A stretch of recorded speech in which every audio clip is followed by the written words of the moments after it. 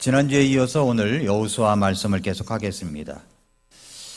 뉴스가 몇 주 사이로 정말 흉악한 뉴스들, 그리고 참 기가 막힌 뉴스들이 많이 우리에게 보내어지고 있습니다. 세상이 흉악한 범죄로 또 많은 사람들이 불안한 시간을 보내고 있습니다.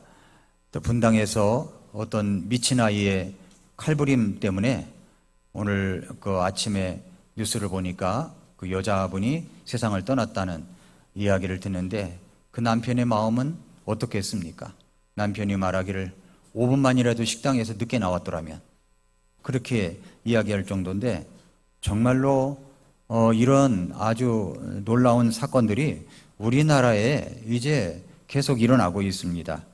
한 20년 전쯤인가 일본에서 방구석에 처박혀가지고 게임만 몰두하던 한 청소년이 현실과 게임을 구분하지 못해가지고 거리로 나와 칼로 많은 사람을 죽인 사건들이 있어가지고 경악을 금치 못했는데, 지금 우리나라가 그 지경까지 갔습니다. 어쩌다 이 지경까지 왔단 말인가 하는 이 아쉬움이 있습니다. 아이들을 어렸을 때부터 사람을 존중하고 권위를 존중할 줄 아는 아이로 키워가야 됩니다. 권위를 존중하고 노인 앞에 일어설 줄 알고, 그리고 정말 연세 많은 분 앞에 정중할 줄 아는 아이로 키워가야 되는데, 요즘에 보면은 그런 엄마들이 참 안타까운 그런 사건들로 드러나는 것을 보면 안타까움이 있어요. 그 노인들을 갖다가 투표하는 것도 좀 고려해야 된다는 등 이런 얘기를 할 때 아주 참 기가 막혔습니다. 자식하고 그런 대화를 하다가 그런 얘기가 툭 터져 나왔다는데, 그런 자식이 무슨 교육을 받았겠는가, 이런 안타까움이 있습니다. 권위를 존중할 줄 알겠습니까? 노인 앞에 일어설 수 있겠습니까? 정말 우리가 하나님 안에 있지 아니하면 권위를 존중할 줄 알고 노인을 존중할 줄 아는 사상들, 생각들이 다 없어져 버립니다. 정말 우리는 사람을 소중하게 여기고 생명을 소중하게 여기고 권위 앞에 순종할 줄 아는 이런 아이들로 키워가야 되는데, 지금 세상이 그렇지가 않습니다. 학생 인권 조례니 뭐니 해가지고서 아이들을 기득권만 잔뜩 키워놔가지고 아이들을 때리지 못한다잖아요. 아이들이 시끄럽게 떠듭니다. 그 중에 누가 시끄럽게 더 떠드는 애가 있어요. 그 이름을 부릅니다. 누구야? 조용히 해. 그랬더니 이 아이가 집에 가서 이야기를 합니다. 선생님이 내 이름만 불렀어. 엄마가 와서 항의를 합니다. 명예가 손상됐다는 거예요. 교장실에 항의를 하고 선생님이 불려와가지고 정중하게 또 용서를 빌고, 세상에 이런 게 어디 있습니까? 그래서 제가 하나 결단한 게 있어요. 결정한 게. 그건 뭐냐면, 우리 선생님들이 주일학생들을 열심히 잘 가르치지만 한 달에 한 번씩은 내가 어린이 목장을 인도해야 되겠다, 이렇게 생각이 들었어요. 그래서 지하 교실에 아이들 다 불러 모아놓고 게임도 하면서 창조와 진화 이야기도 하고 성경 이야기도 하고 여러 가지 하면서 좀 제가 옛날 실력 발휘 좀 한번 해봐야 되겠다, 이런 생각이 들었어요. 그래서 우리 아이들이 이제 목사님이니까 아이들 말 잘 들을 거 아닙니까? 그래서 우리 아이들에게 앉아 일어서 뒤치치마 부르치치마 한번 시켜가면서 제가 아이들을 좀 재밌게 해야 되겠다라는 생각이 들었어요. 그래서 8월 달부터 이제 시작할 겁니다. 구상하고, 어저께도 이제 우리 아이들에게 뭘 가르쳐 줄까? 창조와 진화에 대해서 간단하게 아이들에게 이야기해 주면서 게임을 해야 되겠구나, 이런 생각이 들었어요. 우리 선생님들이 열심히 가르치지만 또 우리 손자 손녀뻘이잖아요, 아이들이. 이런 아이들에게 할아버지 목사님이 와서 이런 이야기를 같이 한다면 아이들도 즐거운 시간이 되고 좋지 않겠나, 이런 생각이 듭니다. 정말로 이 진화론주의자들, 또 이렇게 학생 인권 조례만 강조하는 좌판형의 교사들, 성교육을 똑바로 가르치지 못하는 이런 선생님들, 이런 아이들에게서 우리를 건져내야 됩니다. 권위를 존중할 줄 모르니까 여러 가지 사건들이 일어난다라고 생각합니다. 권위를 존중할 줄 아는 출발점은 하나님을 두려워하는 아이로 키워가야 된다는 겁니다. 하나님이 보고 계셔 하면은 두려움에 떠는 아이로 정말 그 무서울 줄 알아야 하나님을 존경하거든요. 그래서 우리 여름 성경학교가 있는 것이고 주일학교 학생부가 그래서 있는 겁니다. 어렸을 때부터 아이들을 말씀으로 가르쳐야 되기 때문에 이제 교회 주일학교도 있고 학생부도 있고 청년부도 있는 겁니다. 우리 엄마 아빠들이 너무 공부하지 않았으면 좋겠습니다. 공부 잘한다고 아이들이 나중에 돈 잘 벌고 잘 사는 게 아니더라고요. 주일은 하나님의 권위를 인정하며 예배하는 날이라는 것을 가르쳐주고, 그리고 이것을 무시하지 않고 정말 하나님의 권위를 존중할 줄 아는 것은 예배다라고 하는 것을 어렸을 때부터 가르쳐 나갈 때 우리 아이들이 하나님을 무서워할 줄 알고 하나님을 두려워할 줄 아는 아이로 커갈 것이라고 저는 믿습니다. 우리 아이들이 그렇게 하나님을 무시하고 예배드리지 못하고 이러면은 집에서는 고분할 줄 몰라도 나가서는 폭력적인 아이가 될 수밖에 없다는 걸 우리가 알아야 됩니다. 세상이 너무나 하수상해서 우리는 정말 주님의 보호하심과 지켜주심을 간구해야 됩니다. 주님께서 가르쳐 주신 기도 가운데 이런 식으로 기도하라는 마태복음 말씀이 있죠? 이 말씀에 보면은 우리를 인도하사 시험에 들지 말게 하옵시고 우리를 악에서 구출해 달라고 하는 기도가 있습니다. 정말 지금은 그런 기도가 필요할 때입니다. 악에서 구출해 달라고, 악한 사람 만나지 않게 해달라고, 악한 환경에 우리 아이들이 처하지 않게 해달라고 간구해야 될 때라고 믿습니다. 여러분과 여러분의 자녀들, 가정들을 악에서 보호하시는 하나님의 보호가 있기를 축복합니다. 교회 교육이 더욱더 필요한 때 우리가 살고 있습니다. 그래서 우리는 지금까지 지내온 것 주님의 크신 은혜라고 믿습니다. 그러나 앞으로는 내 교회당과 땅에 정말 좋은 교육 공간이 필요하다고 생각이 됩니다. 우리 아이들을 어떻게 하면 좋은 공간에서 말씀을 제대로 양육할 수 있을 것인가? 지금은 우리가 한판 승부를 하지 아니하면 안 될 지점에 와 있습니다. 다음 세대의 교육을 위해서 세계 선교의 발판지가 되게 하기 위해서 우리 교회 땅과 건물이 필요한 것입니다. 물론 지금까지 하나님이 지켜주시고 인도하셨습니다. 그러나 이제는 물러설 수 없는 그런 한판을 벌여야 되기 때문에 여러분께서 계속 기도해 주시기 바랍니다.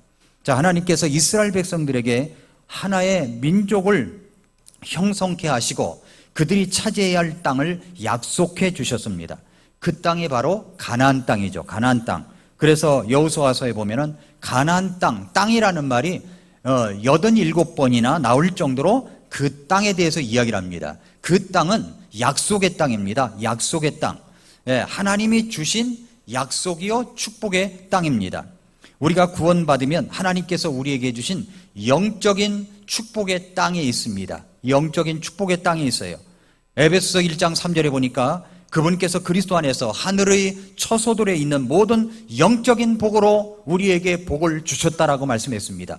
영적인 복이 있습니다. 이 영적인 복을 우리가 차지해야 됩니다. 영적인 복을 차지해야 돼요.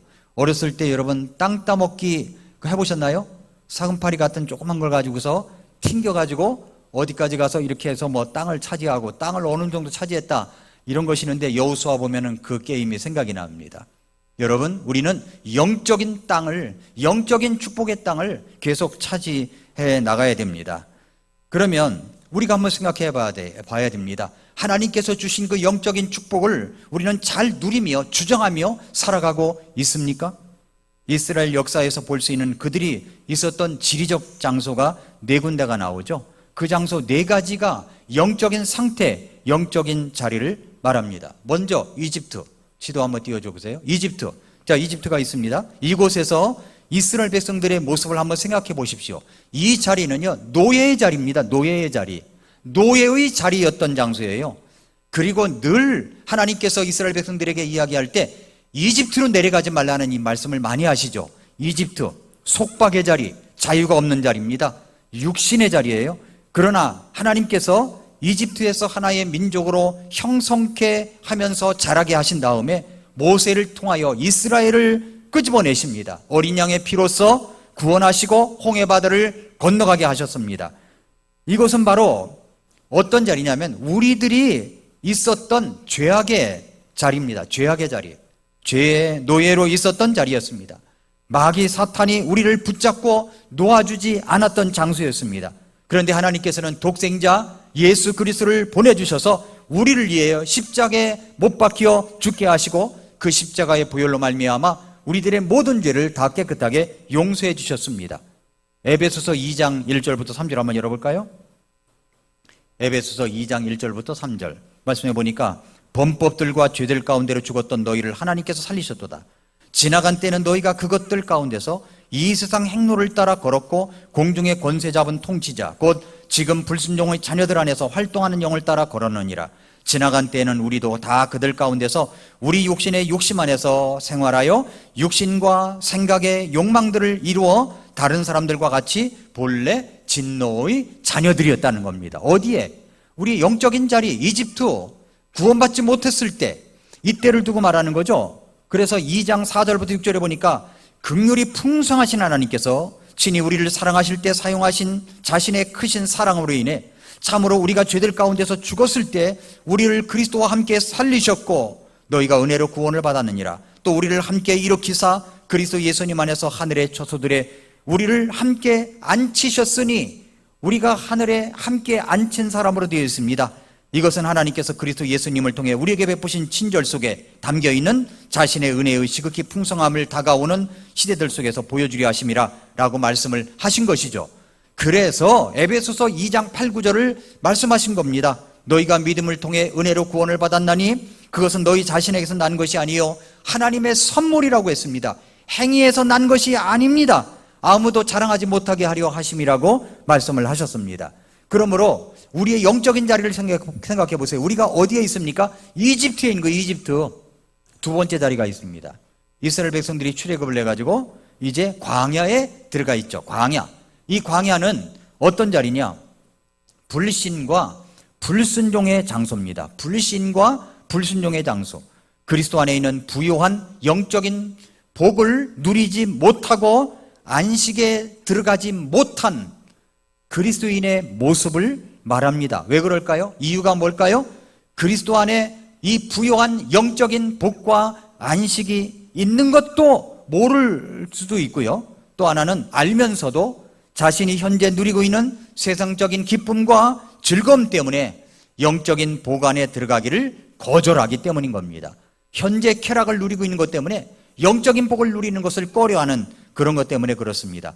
이스라엘 백성이 광야 생활은 불신과 불순종으로 얼룩진 장소입니다.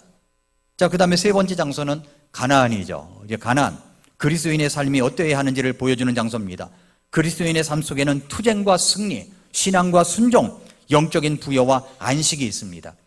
그리스도인의 삶은 우리의 여호수아여, 우리의 구원해 주시며 우리를 승승장구하게 하실 대장 되신 예수 그리스도를 믿는 믿음의 생활을 하는 장소를 말하는 겁니다. 우리는 어떤 사람들입니까? 우리는 에베소 2장 10절에 보니까 우리는 그분의 작품이요 라고 얘기를 합니다. 우리는 그분의 작품이에요. 그분의 작품입니다. 그 작품은 하나님께서 원하시는 자리에 걸려 있을 때 그림의 가치를 빛낼 수가 있는 겁니다. 그림의 가치를 빛낼 수 있는 거예요. 그래서 이제 그림이라고 하는 것을 보니까 제가 우리 이유진 형제한테 배웠어요. 이유진 형제가 미대를 나왔으니까 원래 큰 빌딩을 지면 그림을 어느 정도 걸 수 있게 되었다네요. 그림을 어느 정도 걸 수 있게 되었대요.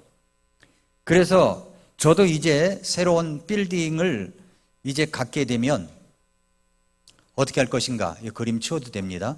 예, 어떻게 할 것인가 라고 생각을 했는데 우리 교회 로비에 우리의 성경 바이블 루트를 이 성경이 바이블 루트 지금까지 전해 내려온 이 킹제임스 성경이 어떻게 내려왔는가 이 그림을 쭉 걸어놔야 되겠다라는 생각을 갖게 됐어요. 그걸 어떻게 걸을까? 가만히 생각해 보니까 영상으로 할 수도 있고 아니면 그림을 그냥 놓을 수도 있고 영상으로 해야 되겠다라는 생각이 들었어요. 영상으로 해다가 이제 그 모니터를 갖다 큰 모니터를 곳곳에 걸어놔 가지고 그것이 움직일 수 있도록 하면 좋지 않겠는가 이런 생각이 들었습니다. 여러분, 우리는 우리 그리스도인은 하나님의 작품이라고 그랬죠? 어디에 이 작품이 어디에 걸려 있어야 빛날까요? 술집에 걸려 있어야 될까요? 아니면 무슨 이상한 장소에 가서 걸려 있을까요? 아닙니다. 뭔가 품위가 있고 품격이 있는 장소에 가 있어야 그림이 빛나는 겁니다. 작품이 빛나는 거죠. 우리는 하나님의 작품이래요. 어디에 있어야 됩니까? 어떤 곳에 우리가 가 있어야 됩니까? 하나님의 작품다운 모습이 되어야 된다는 거죠. 네 번째 장소는 어디냐면은 바벨론입니다. 바벨론. 이스라엘이 하나님께 불순종하고 주변의 이방 나라들이 섬기는 우상들을 섬긴 결과로다가 이스라엘 백성들이 70년간이나 포로 생활을 했던 장소입니다. 그래서 하나님께 불순종한 결과로 혹독한 대가를 치르는 장소가 어디냐? 바로 바벨론이라는 거죠. 바벨론. 그렇습니다. 하나님의 자녀들이 끝까지 반항을 하면 하나님은 그들을 사랑하시기 때문에 순종하는 것을 배울 때까지 징계하시는 거죠. 그러나 그런 사람들이 자기들의 죄를 자백하고 그 죄를 버리면 하나님께서도 그들을 용서하시고 그들과 다시 교제하게 하시며 그들로 하여금 열매 맺는 생활을 하게 하시는 겁니다. 그러나 그런 사람들이 자기들의 죄를 고백하고 그 죄를 버리면 하나님께서 그들을 용서하시는 거죠. 그래서 이제 그리스도인으로서 여러분의 영적 지도를 볼 때 여러분은 지금 어디에 있는가를 한번 생각해 보십시오. 어디에 있습니까? 이집트에 있습니까? 광야에 있습니까? 가나안에 있습니까? 혹시 바벨론에 있는 것은 아닌가요? 내 영적인 자리는 어디에 있는가를 보라는 겁니다.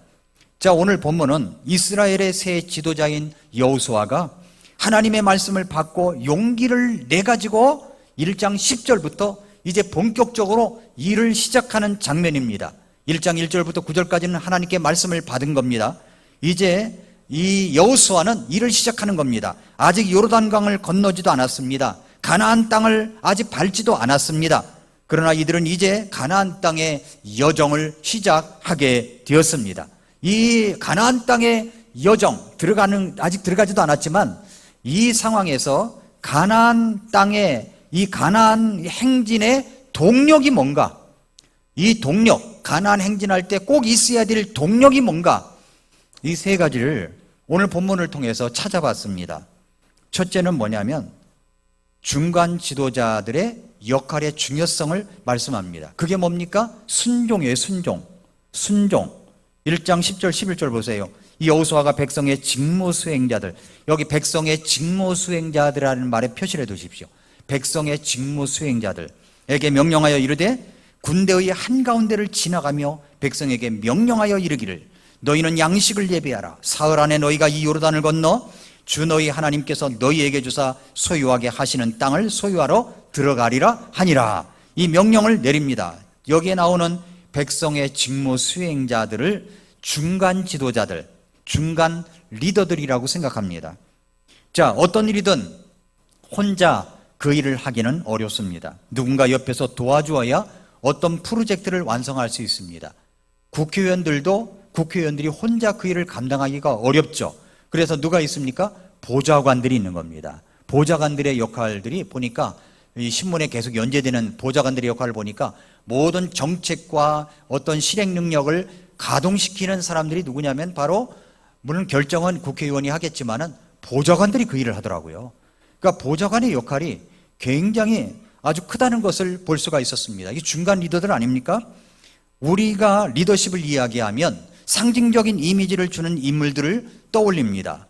어떤 인물들입니까? 역사성으로 볼 때 윈스턴 처칠, 유럽 전역이 무릎을 꿇을 만큼 강력했던 독일 나치에 맞서 대항했던 지도자입니다. 마하트마 간디, 영국의 소금 전매법 때문에 어려움을 겪었을 때 반대하면서 추종자들을 이끌고 바다까지 장장 이제 320km를 행진한 지도자입니다. 마틴 루터 킹, 링컨 기념관 앞에 모인 군중들에게 자신의 꿈꾸는 세상을 이야기하면서 흑백이 함께하는 이 조화로운 세상에 대해서 열변을 토하던 지도자였습니다. 이런 지도자들 이야기합니다만 우리는 리더십에 대한 어떤 고정적인 이미지를 갖고 있는데 그것은 탑 리더만 부각을 시켰기 때문이라는 겁니다. 그러나 모든 리더십의 99%는 조직의 최상층이 아니라 중간에서 나온다는 겁니다. 중간 리더십이 어떠냐에 따라서 달라지는 것이죠. 리더십은 영향력입니다. 영향력. 그런데 그 영향력은 최고의 리더만 발휘할 수 있는 것이 아니라 중간 지도자가 얼마든지 그 영향력을 행사할 수가 있습니다. 그래서 존 맥스웰은 그런 리더십을 360도 리더십이라고 부릅니다. 자기 위의 상사와 동료와 그리고 자기 아래에 있는 사람들에게 영향력을 어떻게 끼치느냐에 따라서 그 그룹이 달라진다는 이야기를 합니다.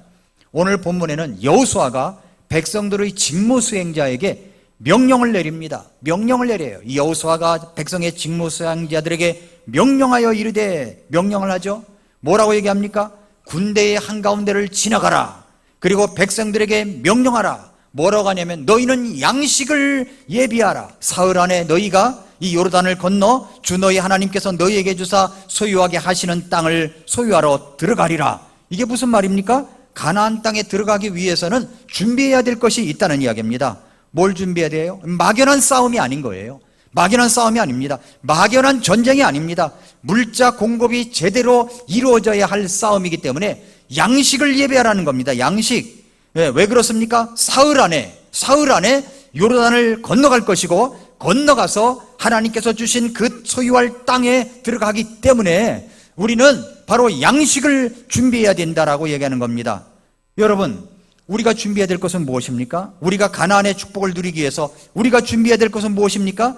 양식입니까? 그것은 가나안 땅에 들어갈 때 양식을 준비하라고 그랬죠. 우리는 무엇입니까? 하나님의 안식, 영적인 복을 누리기 위해서 우리가 준비해야 될 것들을 미리미리 준비해야 돼요. 앞으로 이제 3일 후면 이제 가나안 땅에 들어간다. 요르단을 건너간다. 그러니까 너희들이 준비를 해야 된다는 겁니다. 뭘 준비해야 돼요? 지난주 수요일 날 제가 데살로니가전서 맥작게 말씀을 전하면서 그곳에 복음을 전한 것이 6개월밖에 되지 않은 그런 땅이었는데 큰 핍박 속에서도 정말 아름답게 성장하는 교회였다는 것, 그 교회를 닮아갈 아름다운 모습이 있다는 것을 수요일 날 말씀을 전했고, 아마 여러분이 동영상을 본 분도 있을 겁니다. 데살로니가 교회가 어떤 교회였어요? 믿음의 행위와 사랑의 수고와 소망의 인내가 있었던 교회입니다. 이 교회는 믿음, 사랑, 소망이 있었어요. 소망이 있었어요. 요즘 철근 빼먹은 아파트가 많이 있다고 그러죠? 여러분의 아파트는 안녕하십니까? 아파트 기둥에 철근을 빼먹었어요. 철근을. 전 몽골에서만 있는 줄 알았어요. 몽골에서도 철근을 빼먹은 아파트가 8가닥 넣어야 되는데 4가닥 맞는 거 내가 봤다고 그러면서 나는 거기서 안 잔다고, 그런 기숙사에 제가 갈 때마다 잔 적이 있습니다. 불안해서 못 잔다는 거예요. 여러분, 우리 교회도 마찬가지예요. 교회에 믿음이라는 기둥, 소망이라는 기둥, 사랑이라는 기둥을 세워야 됩니다. 여기는 곳곳에 철근이 들어가야 되는 거죠. 영적인 철근이 들어가야 된다는 겁니다. 그래야 교회가 아름답게 세워갈 수 있고 튼튼한 교리 가운데서 아름답게 성장할 수가 있다는 거죠. 우리에게는 어떤 믿음이 있어야 됩니까? 어떤 믿음이 있어야 돼요? 우리는 지금 우리 앞에 있는 프로젝트를 놓고 한 마음으로 기도하는 역사가 있어야 되는 겁니다. 마음이 하나 되어서 기도해야 돼요. 그래서 제가 여러분들에게 말씀드리잖아요. 무슨 말씀입니까? 정말 너희 중에 2사람이 자기들이 구할 어떤 것에 대하여 땅에서 한 마음이 되면 하늘에 계신 내 아버지께서 그들을 위해 그것을 행하신다고 그랬습니다.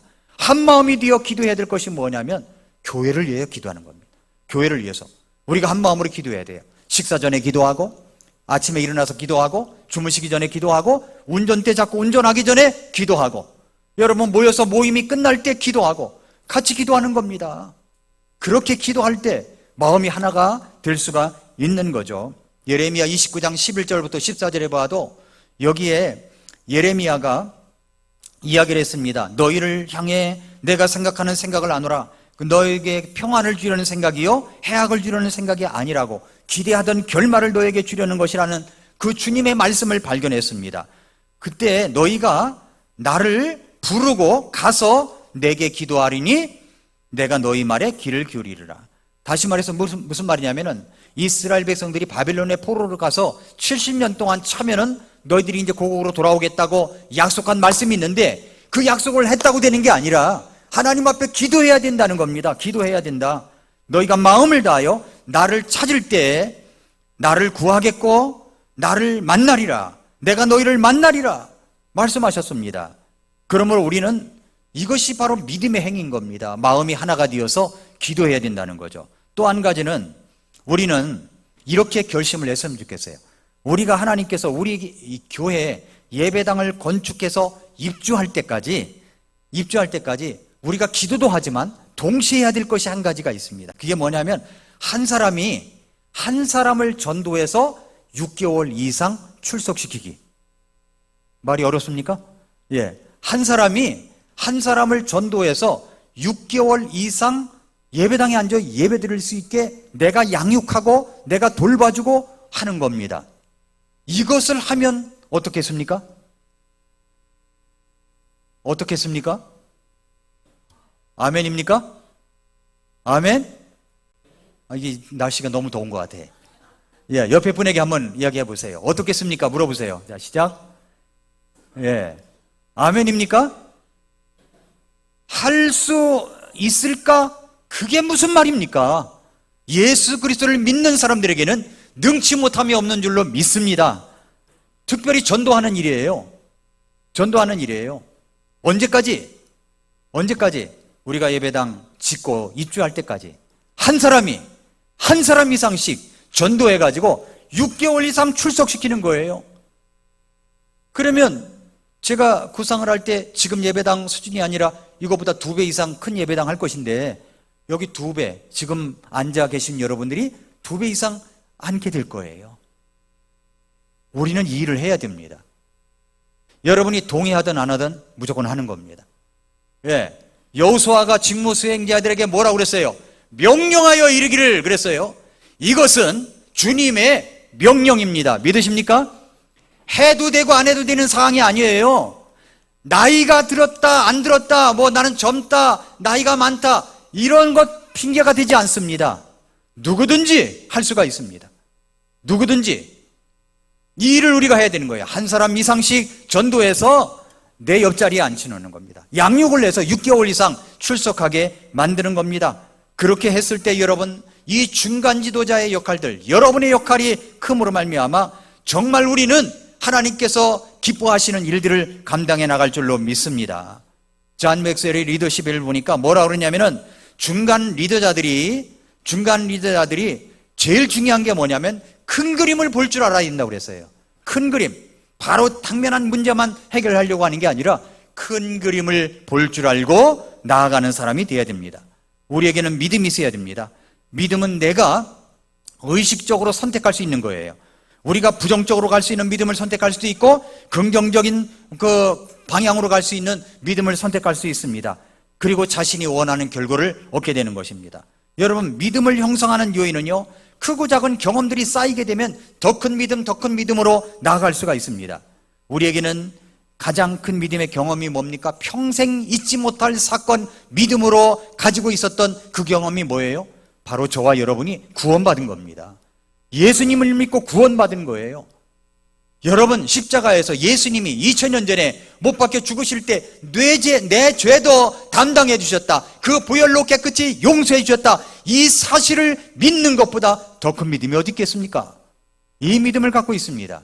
그러면 우리에게 있는 여러 가지의 작고 작은 경험들, 이런 것들이 쌓이다 보면은 큰 믿음을 가질 수가 있게 되는 거죠. 그 믿음이라고 하는 것은 지식을 통해서 계속 형성되어 가는 겁니다. 믿음은 들음에서 나고, 들음은 하나님의 말씀을 통해서 나오는 겁니다. 들음으로, 이 지식이 쌓임으로 믿음이 커가는 거죠. 믿음은 과거의 결과를 통해서 형성이 되는 겁니다. 여러분, 우리 성경에 믿음의 선배들이 쌓아놓은 믿음의 행진들을 보십시오. 여호수아 행진을 보십시오. 여호수아가 직무 수행자들에게 이야기한 것을 보세요. 뭐라고 얘기합니까? 아직 요르단도 건너지 않았어요. 가나안 땅에 들어가지 않았습니다. 그런데 말하기를 양식을 준비하라, 예비하라, 사흘 안에 가나안 땅에 들어갈 것이다 라고 아예 날짜까지 못 박아가면서 이야기를 하고 있다는 겁니다. 그러므로 여러분, 우리가 예수님 안에서 이 모든 것들을 가능하다는 걸 믿고 나가야 된다는 거죠. 성경에 보면은 예수님께서 병들어, 이제 어떤 귀인의 아들이 병들어 죽게 되었다는데 와서 고쳐달라고 이야기한 내용이 나옵니다. 요한복음 4장에 보면 그때 예수님께서 말씀하셨죠. 네 아들의 병이 나았다 그랬어요. 네 아들의 병이 나았다 라고 하셨을 때 정말 나았을까? 의심하면서 집으로 막 갔겠습니까? 이분이 그렇지 않았다는 거예요. 거기서 하룻밤 자고 갔다는 겁니다. 하룻밤 자고 갔어요. 어떻게 그런 것이 나올 수 있었을까요? 믿음이 있었기 때문에. 예수님이 말씀하시면 낫는다. 그러면 네 아들이 병이 나았다, 나은 거예요. 그걸 믿었기 때문에 그래, 잠이나 자고 가야 되겠다. 그동안 노심초사했는데 잠이나 자고 가야 되겠다. 잠을 잔 거죠. 그 다음날 보니까 종이 뛰어와서 하는 말이 뭐냐면은 당신의 아들의 병이 나았다라고 이야기를 합니다. 여러분, 예수님이 갈릴리 가나에서 그 기적을 일으키셨습니다. 그런데 이 아버지가 있었던 그 거리상으로 볼 때 약 가버나움이라고 하는 곳이 약 30km 정도 돼요. 30km 정도. 4-5시간이면 걸어서 갈 수가 있습니다. 그러나 다음날 집에서 아들이 낳았다는 기별을 전하러 온 종들을 맞는 것을 보면은 그가 믿음이 있었다는 걸 알 수가 있죠. 마찬가지입니다. 우리 자신에게도 이런 믿음을 배울 수가 있는 겁니다. 이런 믿음이 쌓이고 쌓이다 보면은 큰 믿음의 소유자가 될 수가 있는 겁니다. 성도 여러분, 미래를 머릿속에서 현실처럼 경험하면 믿음이 형성이 되는 거예요. 여호수아 1장 10절부터 18절에 아직 가나안에 들어가기도 전입니다. 그런데 직무 수행자들에게 명령하지 않습니까? 요르단을 건너 며칠 안에, 사흘 안에 요르단을 건너 주 너희 하나님께서 너희에게 주사 소유하게 하시는 그 땅을 너희가 이제 들어가리라. 그렇기 때문에 양식을 예비하라고 이야기를 하고 있습니다. 이미 이 여호수아의 머릿속에는 이미 그게 그려져 있는 겁니다. 요르단을 건너간 거예요. 그리고 가나안 땅을 밟은 것입니다. 이것을 뭐라고 그러냐면 결과 선행 학습이라고 얘기를 해요. 선행 체험이라고 얘기합니다. 결과 선행 체험이에요.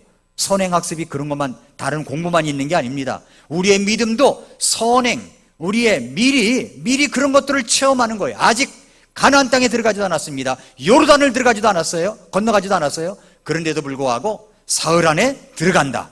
양식을 준비하라. 그렇게 이야기를 할 수가 있었다는 것입니다.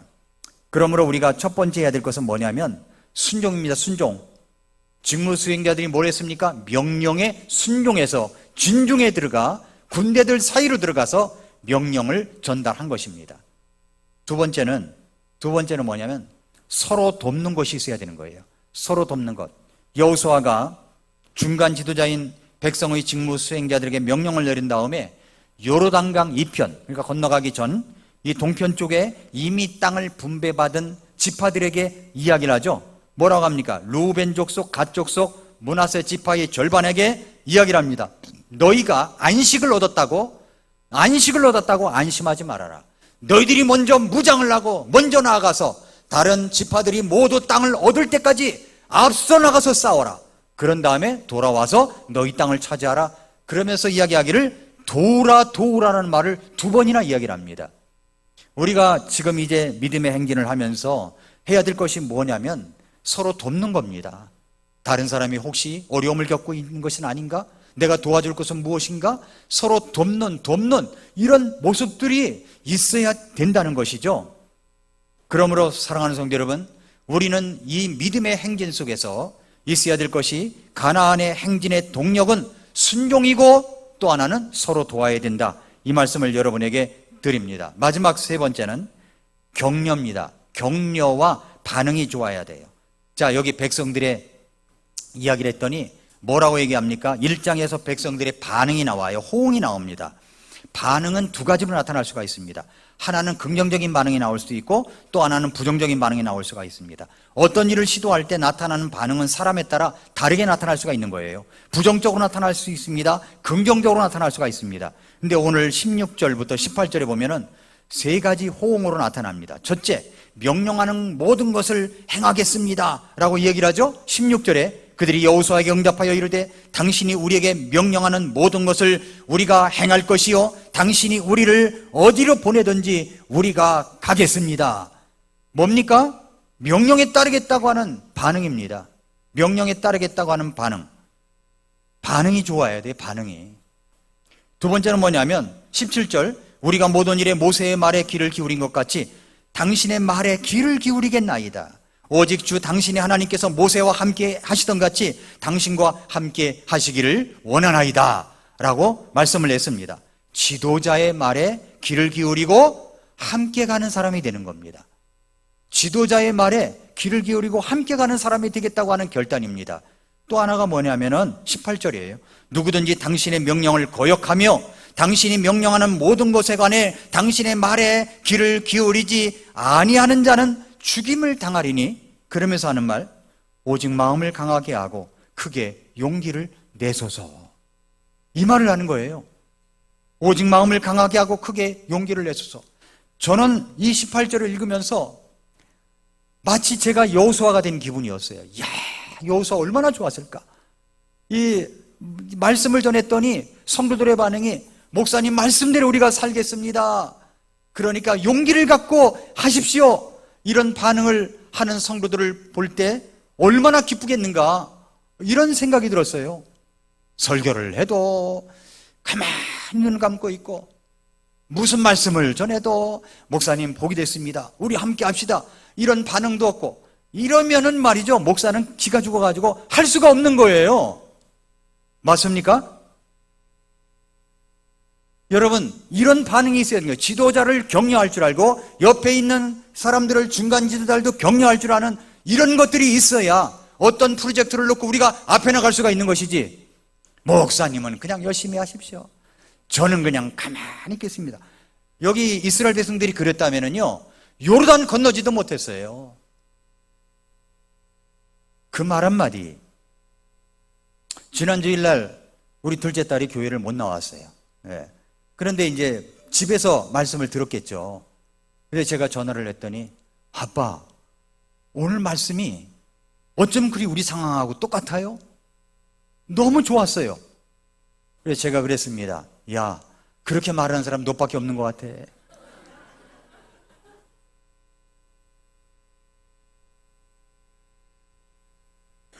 격려가 필요한 거예요. 격려가 필요한 거예요. 여러분, 이럴 때 이게 믿음의 동력, 행군의 동력이 되어서 어떤 것이든지 앞으로 갈 수가 있는 겁니다. 집사님들을 격려하고, 성도님들 옆에서 같이 격려하고, 목자를 격려하고, 선생님들을 격려하고, 얼마나 수고가 많았냐고. 여러분, 우리 선생님들 이 대학볕에 아이들 데리고 케어하고, 이게 보통 일이 아니에요. 어저께도 아침 일찍부터 저녁 늦게까지, 저녁까지 말이죠, 그 아이들 케어하고, 이게 정말 직장 생활도 피곤한데 아이들이 하고 이틀을 그렇게 보내는데 얼마나 힘들겠습니까? 그럴 때 선생님들에게 문자라도 보내고, 뭐 쿠폰이라도 하나 보내고, 그러면서 격려해주면 얼마나 좋을까요? 격려가 정말 중요한 거예요. 격려가. 지금 이때는 격려가 얼마나 힘이 되는지 몰라요. 2장 1절로 이제 1장 18절이 넘어가고, 이제 2장 1절에 보니까 눈의 아들 여호수아가 은밀히 정탐하려고 용기가 얼마나 났는지 은밀하게 일을 행해야 될 프로젝트가 또 있는 겁니다. 모두가 다 아는 프로젝트가 아니라 은밀하게 될 프로젝트가 또 생긴 거예요.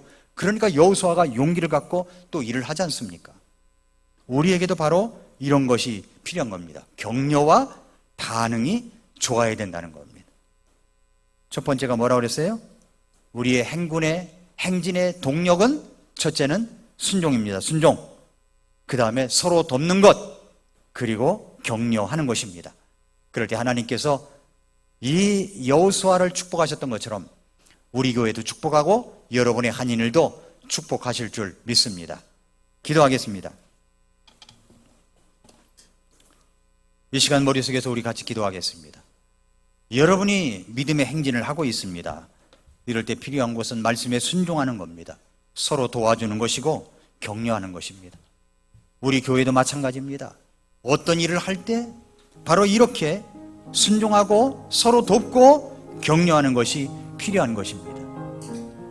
사랑하는 성도 여러분, 가나안 행진의 동력 3가지처럼 하나님, 나도 그렇게 이 동력을 갖고 같이 행진해 나가겠습니다. 도와주시옵소서. 우리 하나님 앞에 같이 기도하겠습니다.